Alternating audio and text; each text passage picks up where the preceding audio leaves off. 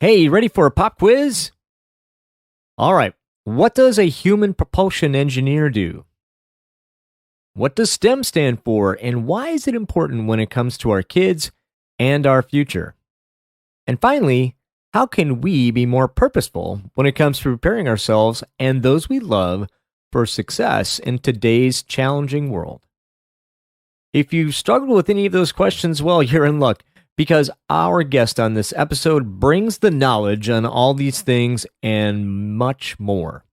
Author and TED speaker Nathaniel A. Turner is the author of several books, including his soon-to-be-released first children's book, The Amazing World of STEM, and his history-making book, Raising Superman. Nate inspires his audiences to live outside the box so that the world might be better able to experience us at our very best. And he is a zealous advocate that every person has the opportunity to maximize their human potential. This episode is incredibly powerful and inspiring, and one you won't want to miss. So let's get started, everyone. They are the fabulous learning nerds. 'Cause if you're tired of the old ways of getting it done, you've got the fabulous learning nerds. Scott, Dan, and Abby are making it fun. The best ideas that you've ever heard. So everybody spread the word. They're gonna keep your wheels turning. The fabulous learning nerds. Fabulous learning nerds. Oh yeah! Hey everybody, welcome back to another amazing sounding episode of our Fabulous Learning Nerds. I'm your host, Scott Schutte, and with us, you'll love him, Dan Coonrod. Ho, ho, ho! He's such a good little boy. Mr. Coonrod, how you doing, sir? I'm fair to Midland, Scott. How are you? I'm doing really, really well. You know, I have some holiday spirit news that I need to share because I found something awesome. I really, really did. Yeah? Have you ever heard of Elf on the Shelf? I have. I have some. Do you have an Elf on the Shelf? No. No. So we went shopping yesterday, and we went just to go. Lynn and I went shopping yesterday, and we stopped into one of those goofy stores, and I found something even better than an Elf on a Shelf. You want to guess what it is? I'm so afraid. Go for it. What you got? We got a Krampus on the counter. That's right. Okay, but wait. It doesn't even rhyme. I mean, cool points for Krampus. It's awesome. So, folks, if you would like to really scare your kids, like forget about the Elf on a Shelf, get a Krampus on the corner. Also with us today, she's super excited about her football team. You may or may not want to talk about football, but here she is, Abby Dawson, everybody.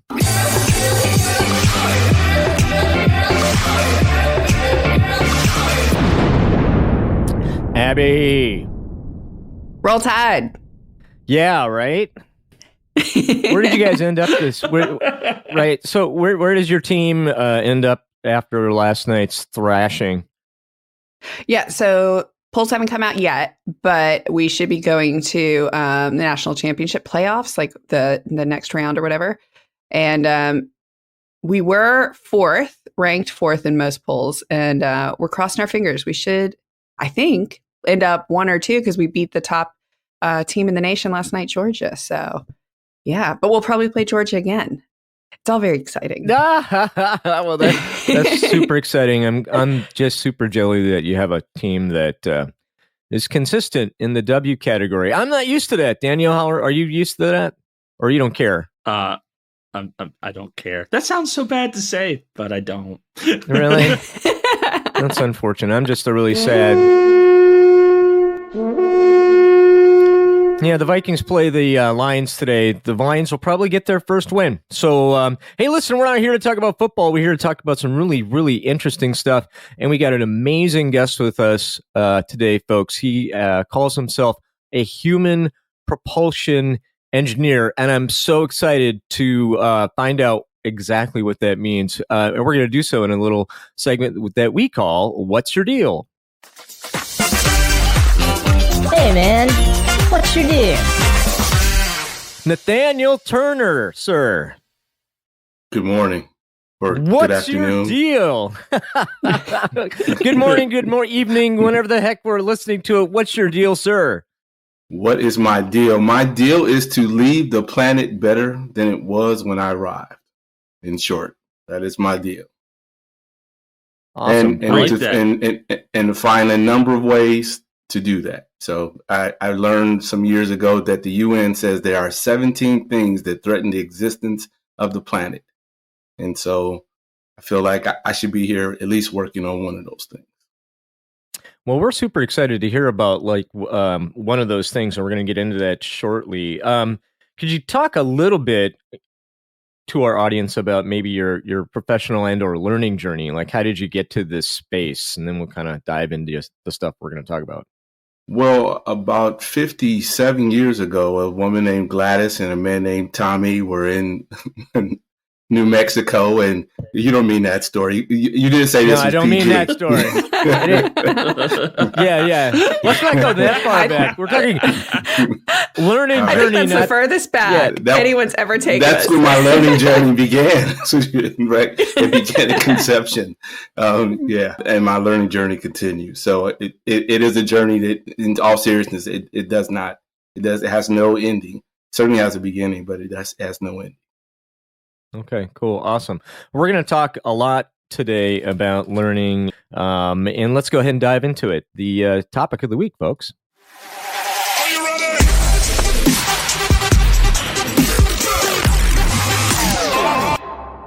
Okay, topic of the week here, STEM. Talk to us a little bit about STEM. What is it, and how'd you come up with it, and why is it important? Sure. So STEM, the acronym STEM, it stands for Science, Technology, Engineering, and Mathematics.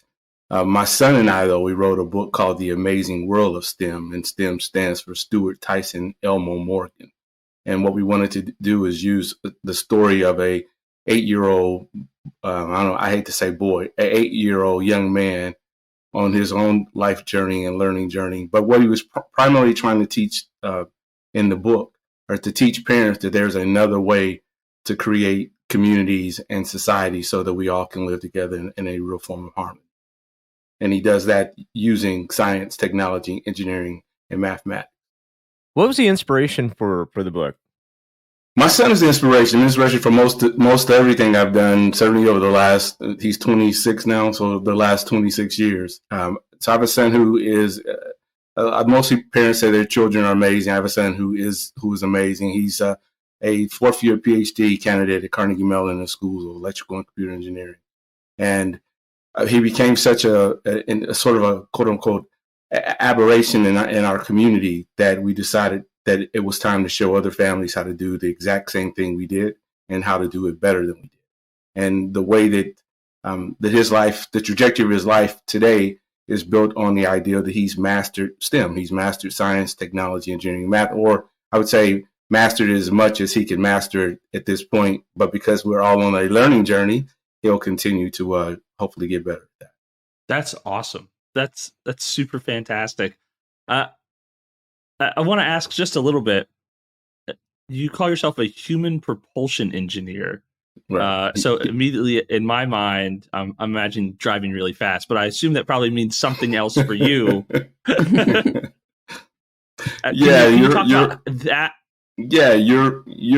right on it. You said it means driving really fast. We're all driving really fast. The question I'd ask is, where are we driving? And it feels oftentimes that we're driving off of a cliff and we're not paying any attention. Some years ago, I wrote this little book called Stop the Bus, and they illustrated a bus driver who was blind, who was driving a bus, and people were trying to get on and off, and nobody knew where they were going. And I feel a lot of times that that's the way we live our lives. We're on this collective bus together. We don't know. People take turns driving. We don't know if they have a driver's license. We don't know what direction they're going. And so for me, that means that humanity we have no real direction. And the objective as a humanity propulsion engineer is to realize that, as I mentioned earlier, there are 17 things that threaten the existence of the planet, and we need to pay attention to them. And so I feel like everybody's role is that we're all part of humanity, but all of us have a role of propelling us forward. And engineering, by coming up with tools, techniques, and strategies to show us all how to be better versions of ourselves. So I have a degree in English, minor in philosophy. I love watching documentaries about science. I work for a company that is, it's a green company. It works in the solar industry. I love being part of that. We have to heal the planet solution. What has been interesting for me, and especially in this role, is I have a great respect for sciences, but I've always been like, my place is in the arts because I enjoy writing, I enjoy communication, but I want to play a role. And to your point, everyone has to be involved, right, to save the planet. How can folks like me find our place in that? I'm terrible at math. I can barely do addition, but I want to be part of that solution too. And I want to bring that solution to my son too, who probably has some of the same idiosyncrasies I do about he's young, but he may struggle with math the same way I did and find science and math to just be a lot harder than English and philosophy. Okay, so a lot. You said a lot there, so I'll try to unpack. I did. Yeah, I'm so sorry. It's all good. I was like, okay, which part of it should I try to address? Listen, I think we do ourselves a great disservice. I tell my wife all the time that we mostly live as a fractured humanity. So people tend to pick if you can imagine this idea of a Trinity, and I don't want to turn this into some spirituality thing, but most of us understand this ideal of Father, Son, Holy Ghost. We understand this thing of mind, body, and spirit. And I said, most of the time, we only focus on one aspect of whatever it is that makes us us. So if it's our mind, our body, our spirit, and that thing that we're best at, that's all we focus our time and energy. And subsequently, by doing that, other people see us the same way. So if you see yourself primarily as a person who's good at writing and English, then everyone will put you in that box because you have said you're happy to go in that box. But if you say, no, I'm a member of this planet, and daggone, I get a right to say in how this planet turns out. And I don't care if I'm not a scientist. I can tell you that I don't want to drink water that's not clean. I don't want to walk outside and breathe air that's not clean. I don't want to know that the soil that we're putting our seeds in, our genetically modified seeds, are going to kill me sometime later on. So I think the question is, the answer to the question is that we have to first stop seeing ourselves as one thing and see ourselves as a much a larger member of a very large planetary community. I love that. Awesome. I want to go. I have like a inspiration board that we keep in our office that I have some quotes on. Now I'm going to go write "I'm not one thing" on that board. and then you said your son is going to be great at math if you say he's going to be great at math. But if you say your son is going to have the same issues you had, well, you are the tree and your fruit can only be as good as you believe your fruit can be. And if your fruit is limited to just doing English, then your fruit will just do English. But if you expand it, I'm not an engineer, but we've raised an engineer. And I'm not the kinds of math that he does. I just go have a seat. I once saw him do a math problem on one of those whiteboards, or it's not white, it's clear boards. And he was like, that's half the problem. And I was like, dude, that's the size of my kitchen window. Like, what? That's just part of the problem for today.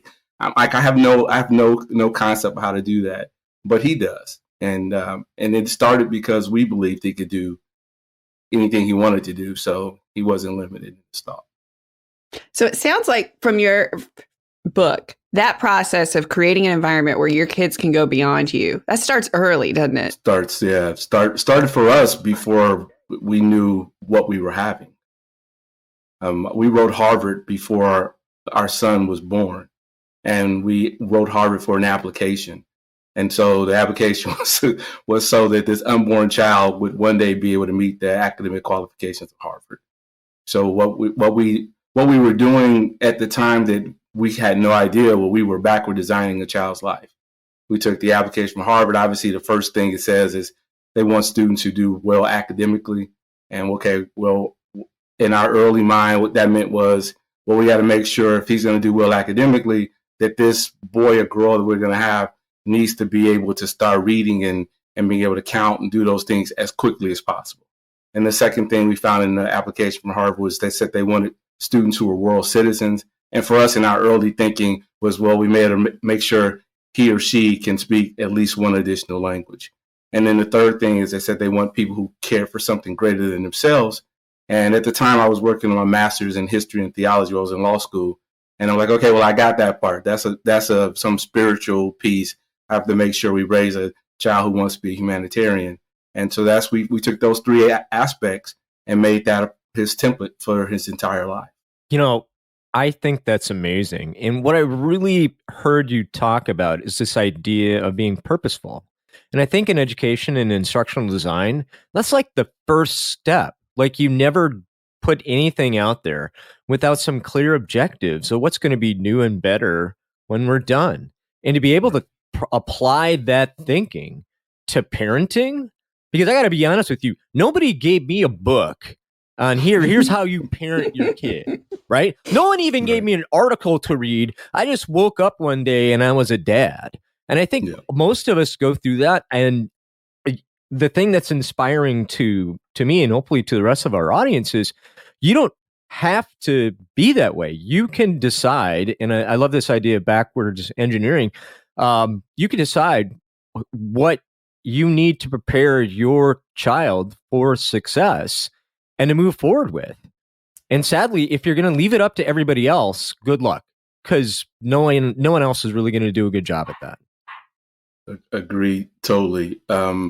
It's an interesting thing. You said that there's no book, and here we are in 2021. We're watching billionaires go to space like they're driving across the street, and we're still talking about the most important, I'd say, profession on the planet, which is to be a parent. We are responsible for preparing whoever are going to be the next leaders of this planet, and we don't have any instructions.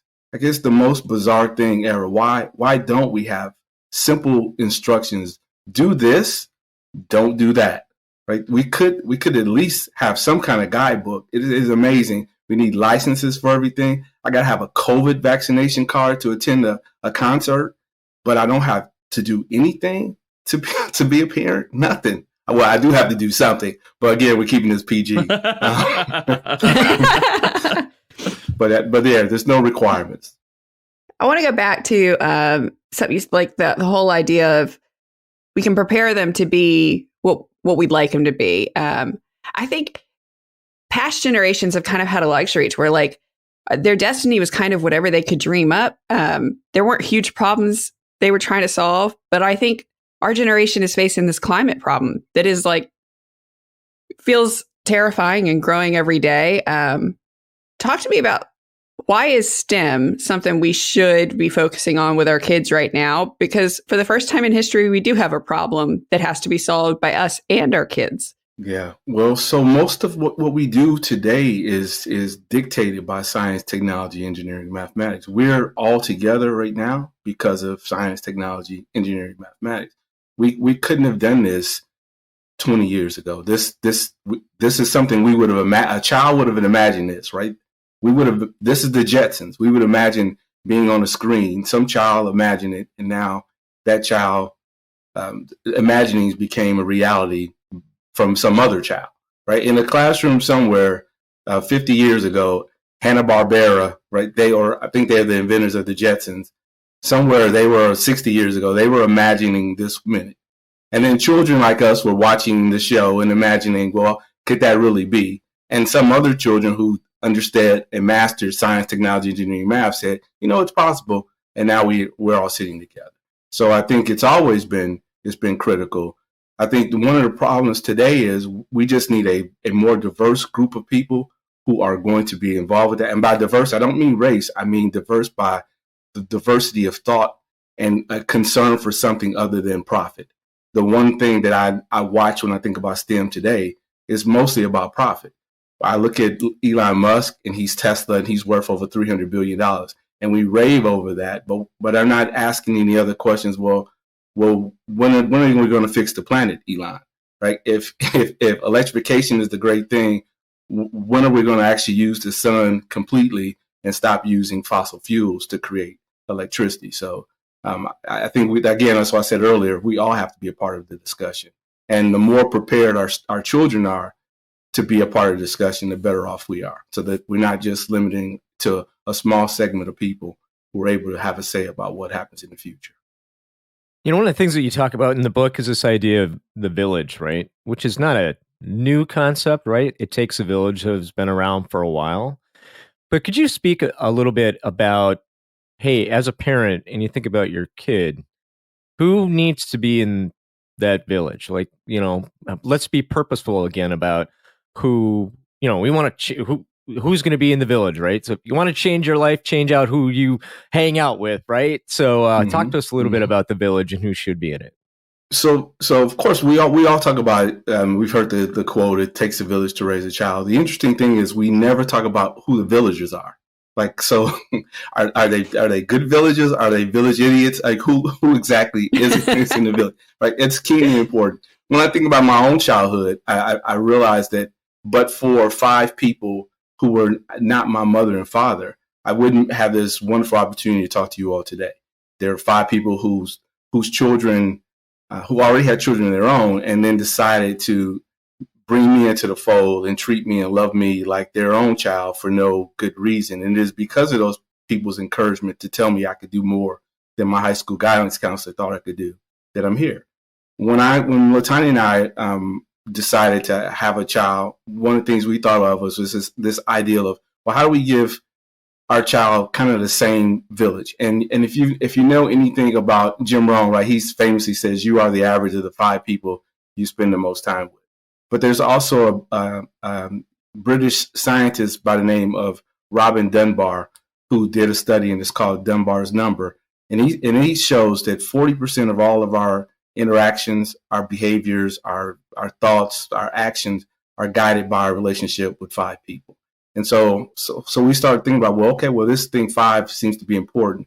What if we came up with this ideal of a starting 5? So today we show families how to create what we call a starting 5, which is, if you like sports, is basketball analogy, point guard, shooting guard, small forward, power forward, and center. And we believe every child should have a point guard, somebody who points them in the right directions and guards all their hopes and dreams. We believe every child should have a shooting guard, someone who, when you walk in a room and you're depressed or down, that person tells you all the time to shoot for the moon, and if you miss, you'll land up on the stars. Someone who's always highly encouraging. We have this ideal for someone to be a small forward in a child's life, to make sure you dot all your I's and cross all your T's, make sure all the small details are taken care of. There's a ideal of a power forward, someone that's part of the collective that tells all the other adults when we get sick and tired of the child, because we will get sick and tired of the child, that this is not about us. This is about something much bigger than us. So we all need to power forward. And then the last person is the center of influence, to give a child a relationship with someone who knows other people, or certainly knows the importance of engaging with people in a particular way. And so we've tried to give our son that. And there are other people that are part of the village, but from time to time, there are essentially 5 people that are part of his life in that way. I feel like I need to go do more work. You've given me 2 action items already, Nathaniel. Well, I certainly need all those positions in my village right now. I probably have 2. And I'm trying to win a basketball game with only 2 people on the court helping me out. So I love that analogy.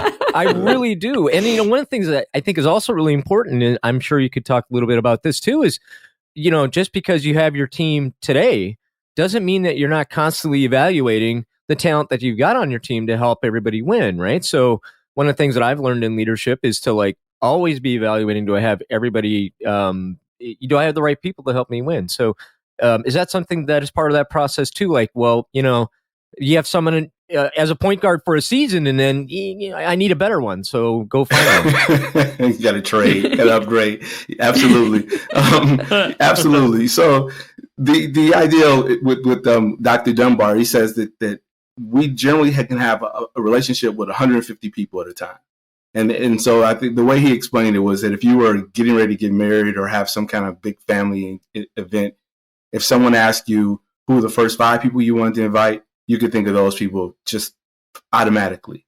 And then there may be 10 other people that you would think of pretty quickly. And so the first 5, first 10 make up 60% of your personal interactions. So 40 and 20. And then the other 135 people make up the last 40. So the goal is at some point that, you'll probably be introduced to 150 people. Your children will be introduced to 150 people. And you just, sort of make a note about the kinds of people that you meet, you stay in touch with, so that one day they can maybe be a part of the village. And I believe I started off as my son's point guard, but I'm not sure that I'm always his point guard. Sometimes I'm the power forward that has to beg and plead people, forgive him for he know not what he's done. Right. So sometimes I'm the guy that's encouraging him.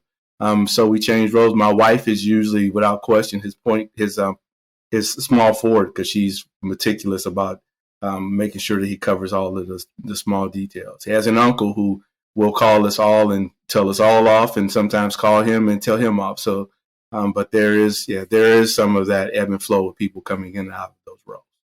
And your son's grown now, right? So you Yes. kind of put this in place when he was younger. Has he carried it through, and did he kind of take it over? Yeah. So one of the tools that we've done is we've created this thing called the ASS, which is the Academic Success Strategy. I'm not using profanity. I'm not cussing at anyone. But we do say lead with your ass, ASS. And so as his freshman year at Santa Clara, we went for undergrad, he sent us a Google message to tell us that he couldn't be an engineer, which was completely surprising to us, certainly to me. And because at the time, he almost had a perfect SAT score. He was accepted to 27 of America's best engineering schools. And here he is saying to me, I can't be an engineer. And I'm like, well, then if you can't, then I have no idea in the world who can be an engineer. But what dawned on us after having a conversation is that our son is very process oriented. And even as an athlete, athletes have a very a meticulous process, right? You have to drink so much water. You have to wake up at a certain time for practice. And suddenly when you get dropped off in college, right, you don't necessarily have to have a process. So we've realized we need to create a process for him. And that now is called the Academic Success Strategy. So there are 20 things he does each day, 7 things he does each week, and 3 to 4 things he does each quarter semester. And when the university, once we implemented that after the first quarter, every quarter thereafter, he never got less than a 3.7. And he was working on 3 science degrees at the time. So, yeah, and doing a bunch of other stuff. And the university asked him one day, what are you doing? And he said, well, I use this system. And so he started teaching it to some of the other students on campus. And we've gone other places and shared this very process with other families and students. That's awesome. That's fantastic. So yes, Abby, that seems he's like taking it over. Yeah. I mean, that's a lifestyle tool. That's not just for raising kids. I want to take that back and figure out why my mornings are such a mess and I can't get dishes out of the sink. Like, I feel like maybe I need to examine what my process is. The funny part about that is that so did I. And I realized that I was a hypocrite. My son and I have a really interesting relationship. I learn more from him than he learns from me. So when you stand in a room and someone asks you to give a presentation about this thing, and then they say just what you said, well, Nate, what's your system for every day? And I'm like, well, I don't have a system for every day. I don't have a system for anything. Right? Like, this is hypocrisy, man. You got to come up. So to that end, that's exactly what I've done the last 3 or 4 years. I've done that very thing. I've created a system for myself each morning, and a system for myself each quarter that I review, that includes vision boards and journaling every day and brushing my teeth with my left hand and walking first with my left foot, and working out every day, walking 5 or 6 miles a day, those kind of things. Can I ask, there's another book you wrote that I wanted to ask about. My son, who's 4 years old, is on a new kick where, speaking of brushing your teeth, like, anything he doesn't want to do, he says, but it's boring. And I'm like, I've got to break him out of that. Because if it's not on a screen or a monster truck toy, it is boring to him. And you have this book called What Are We Going to Do Today? That really got my attention because to me, from the description, it's, when they say I'm bored or I don't have anything to do, here's the solution. And I love that. It's not, but to me, it was like, it's not just a bunch of tasks. It's creating this culture in the house of we're not going to be bored. Talk to me a little bit about this book because I'm fascinated. Yeah, I used to when is Twitter still a thing? I don't know. I don't tweet. I believe it is still a thing. I used to very much still a thing. It is still a thing. Right, I'm showing my age. Hey, get off my lawn! Sound the old cranky guy. Right, my son would take. I used to try to tweet, and my son would take it. One day, he decided to take the tweets and turn the tweets into a self-help manual for parents. So he created 52 things parents could do for their children. So it's actually his book. He took my tweets, turned them into action items, and then we found an illustrator, and he illustrated those 52 things. And so so the parents and children primarily can stay connected. His concern was, or I guess maybe his excitement was how connected his parents had been with him, how connected we all still are. 3 weeks ago, we met in LA so that we could go to Disney. So we went to Disney World or Disneyland with this 26-year-old who's still running his parents or 50-plus-year-old parents around in a theme park, who his parents are now begging, can we go home now? I'm tired. Right. But we're still his play pals. But essentially that's what the book is about, finding a way to stay engaged with our children so that we can continue to be pals for as long as possible. I love that idea. Something I've talked with my daughter who's 15 about is just like, hey, like it's important as we both grow and develop that like the traditional parent-child relationship grows and develops too.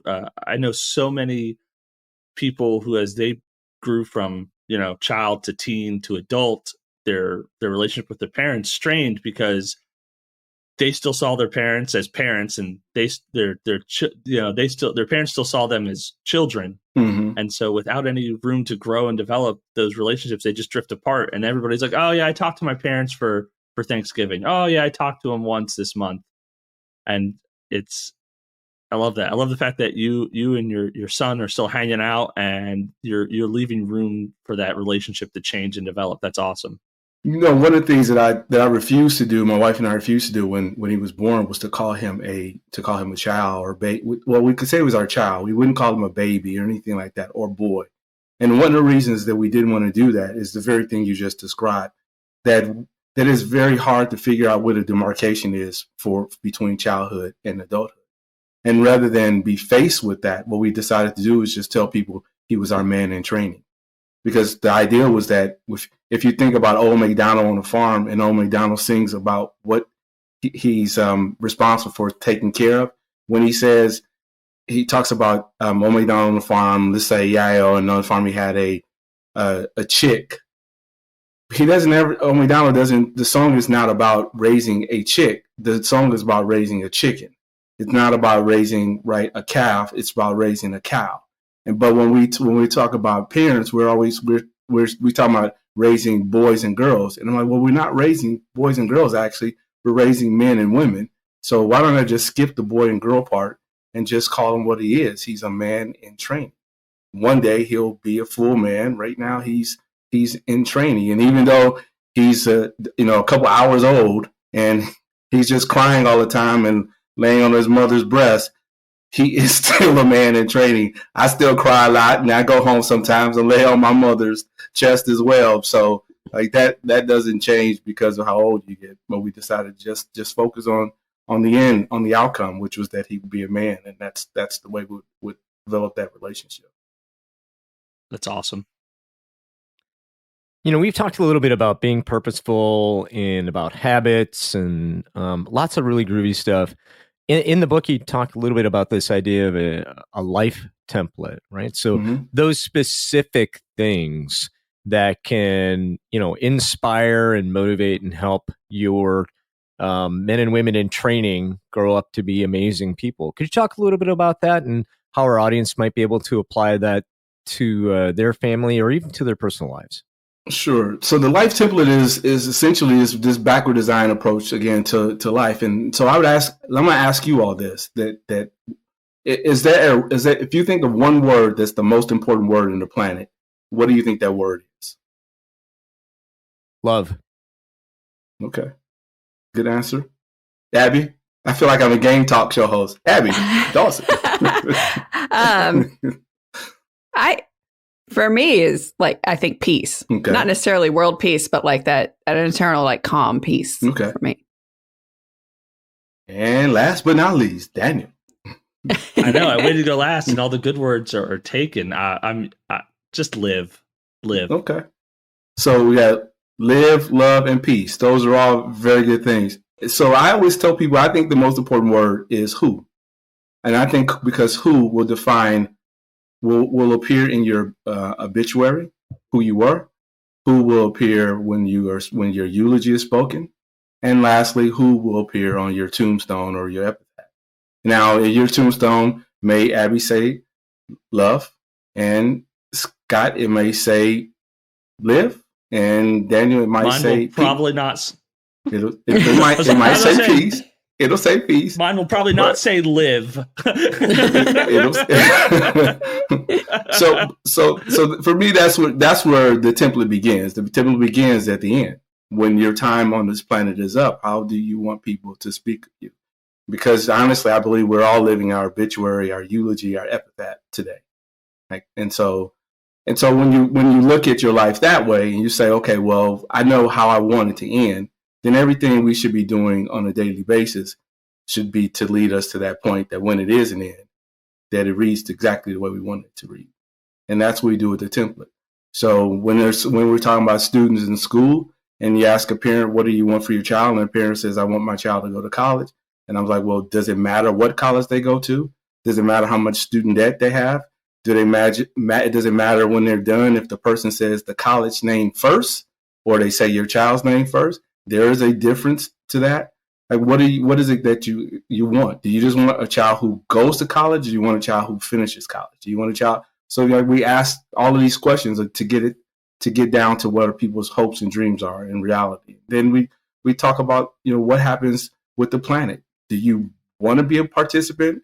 Do you think it's important to be able to speak someone else's language? Do you think it's important to know another person's culture and their history? And which so, then let's learn those things. And then lastly, do you care about something greater than yourself? And in which case, then we need to find out ways that you can contribute daily to this thing called the human condition. And that's the template that we just put things in place to make those things a reality. So if you're talking about a small child and you're saying, well, I just got a baby. What are you talking about, Nate? Help my child to be able, and I'm like, well, sing, dance with your child as much as possible. Play with your child. Do interactive things. Write letters to your child. That's what I did. I wrote our son letters from age 2 to 16. But tell your child about what your hopes and dreams are for them. Write your child like tomorrow may not be a reality for you. And if you are to leave, what lessons do you want your child to know before your time runs out? So I could probably go on, but I don't think you want me to go on and on. So I'll stop there. I love that, Nathan. And Nathaniel, I tell you, my parents, when we were kids, I have 4 siblings. My parents moved us to the best school district they could afford, and they could barely afford it. It was like the skin of their teeth. And they told us when we were young that they knew that they were putting themselves in that position, but they put us in that school because they wanted us to have the best education, but they also wanted us around people who were telling their kids, you're going to a good college so that you can meet people who care about their future and have a plan and are going to find success come hell or high water. Because to your point about that starting 5, that's putting people in the right environment. If you can do anything, to my parents, that was the most important thing. My husband, on the other hand, his family took a totally different approach. They were like, he's in school. That's good enough. The people he went to school with, maybe they'll go to college. Maybe they'll work at the gas station down the street. they're all going to stay in the same neighborhood. Everybody seems to be doing fine.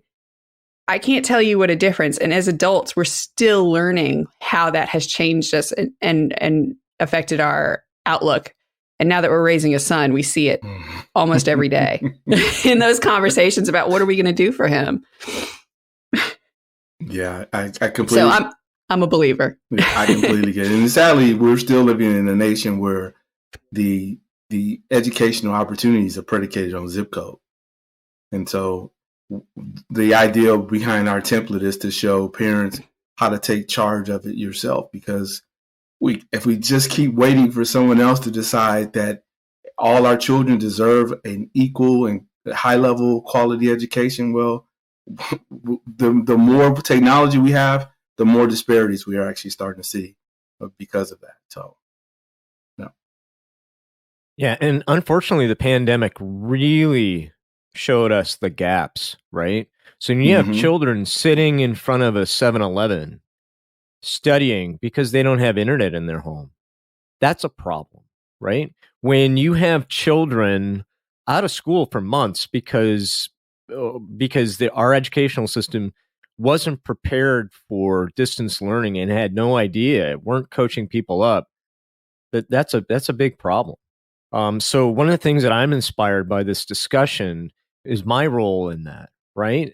My role in making this world a better place, because quite frankly, our kids, that's our future, right? And what they do and how they live and the problems that they're going to be facing, really, really important. And I feel like there's this huge gap between where I think they need to be, because I don't think we do a really good job of preparing our kids for success in life, and where they should be, and our role in that. And unfortunately, I feel like we continue to point fingers to the educational system and say that's your job. But I think I think your point is very well taken. It's everybody's job. So if you can speak to that, that'd be great. Yeah, I think it absolutely is everybody's job. I think here's the thing I find interesting about systems. So when we talk about systems almost exclusive of people. That somehow the systems just that they're somehow they're natural systems. Then there's the ecological systems that are certainly natural. They're made by something bigger than us. But a lot of the systems we talk about are systems that we've created ourselves that don't work. We know they don't work. They'll work for a small segment of people, but we're okay with it working for only a small segment of people. But we can't sustain a planet like that. So I'll give an example.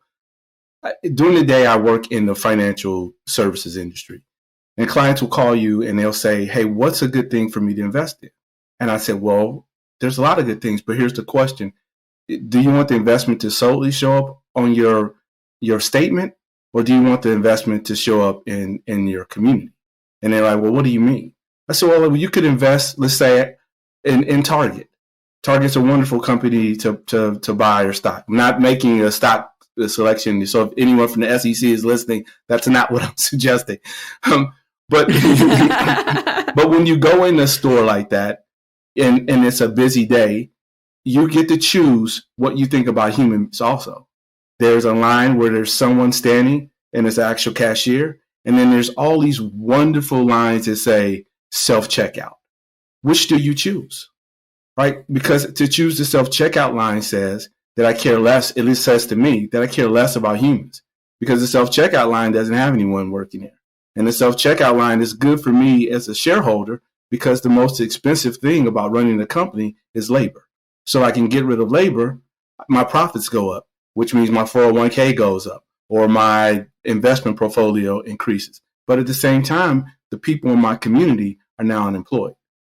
And so then the outcome of that is that my school systems have less money because people don't want to live in a community where people are vastly unemployed. And so one day, by me trying to do something that was best for me, I've essentially saddled the whole community with perhaps a worse educational system that's responsible for preparing the next generation of people. So, all of us have to be conscious about the decisions that we make, and then it thus create systems that allow us to continue to propel humanity forward. I love that. I love that the fact that you just tied using the self-checkout line at your grocery store to like the education system and the well-being of your community, because it's the little things like that that do make a difference. And we all get lulled into that sense of convenience over people, and it happens every day. And to hear it just so eloquently put, just like snapped it into my brain again. And I love it. Well, I thank you. If I can snap something in your brain, I've done something pretty good today. I don't usually do anything but snap my own brain. So yes, the audience can't see it, but I'm actually doing it. Nathaniel, you don't know how true a statement that is. It really is very true when it comes to the end, for sure. This morning, our time together is sadly kind of wrapping itself up. And one of the things that I always like to do is like, hey, are there some things that you want our audience to know, or you want to share that we haven't talked about yet? And if so, what are they? Go ahead and share that with us. Not really. The only thing I would say is one of the things I hope my son and I get a chance to see come to fruition is something that we started to illustrate in the book. It's this thing called a nano community. And we've been thinking really seriously about how do we create a community so that we no longer have to have people who are quote unquote underserved and underrepresented. We have people who are living in poverty or folks who are living in food deserts. We found a process, and it's not new to us. People have been doing it in other countries for a while now, where people have been 3D printing homes. But we now can 3D print homes about 1,900 square feet for about $6,000. But yet we still are selling people homes on average in this country of $300,000 plus, or we still have homelessness. So we'd like to do something like that, and then of course take some of the tools that we've used with his educational system and make it a part of his educational progress, and make it a part of an educational system so that families could live in a community where they can get a great education. It has nothing to do with their zip code, and they can own their own home, because we think that there's some ties. We didn't have a chance to talk about that, but there's some ties into, of course, the quality of living and the kind of education children get throughout this country. Love it. Could you do me a favor, do our audience a favor, and let us know how we can best connect with you, see what you're doing, catch up with you, follow your pages, stuff like that? Will you come over for dinner? I'm a vegan. Are you okay? Okay, great. I'm there. Send the invite. I'm there. All right. Simply, I have a website. It's NathanielATurner.com. So it's NathanielATurner.com. Yep. So if you go there, you can find everything. We have the League of Extraordinary Parents. I believe the website is lxtrap.com. Amazing. Okay, awesome. I'm just so inspired. Thank you so much for showing up. And I know that you and I kind of went back and forth on how do I get you on, and I'm just so glad that that we could make this happen. And I really, really appreciate it. Daniel-san. Yes, Scott. Could you do me a solid and let our audience know how they can best connect with us? No, I refuse. No, absolutely. All right, party people, if you haven't already, hit us up at learningnerdscast@gmail.com. Email us any questions you may have. Send us any thoughts. Still tell us what you had for Thanksgiving, because that's pretty important. But, also tell us how your holidays are going. We want to know. If you're on Facebook, you can find us at Learning Nerds. And finally, for all you Instagram party people, Fab Learning Nerds. Scott. Hey, everybody, we're going to wrap things up today. If you do me a favor, hit like on that button when it comes to our podcast, subscribe, share it out with your friends. It's the best way for us to get information out. If you're catching us on a podcatcher like iTunes or Stitcher, leave us a review. We'd love to hear how we're doing. We'd love to make sure that we're delivering value to you. And with that, I'm Scott. I'm Dan. I'm Abby. And I'm Nate. And we're your fabulous learning nerds, and we are out.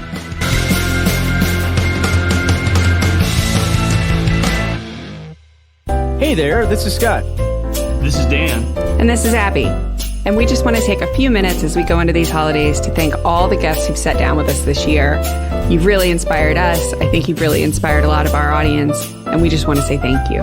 And from all the fabulous nerds, we wish you and yours happy holidays. Happy holidays from the nerds.